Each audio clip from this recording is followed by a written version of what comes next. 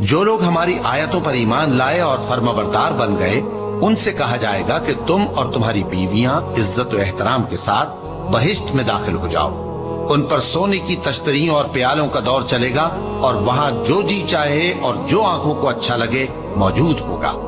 اور اے اہل جنت، تم اس میں ہمیشہ رہو گے، اور یہ جنت جس کے تم مالک بنا دیے گئے ہو تمہارے اعمال کا صلہ ہے۔ یہاں تمہارے لیے بہت سے میوے ہیں جن کو تم کھاؤ گے، اور گناہگار یعنی کفار ہمیشہ دوزخ کے عذاب میں رہیں گے جو ان سے ہلکا نہ کیا جائے گا، اور وہ اس میں نا امید ہو کر پڑے رہیں گے۔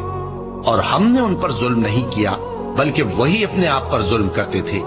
اور وہ پکاریں گے کہ اے مالک، اے دوزخ کے نگراں، تمہارا پروردگار ہمیں موت ہی دے دے۔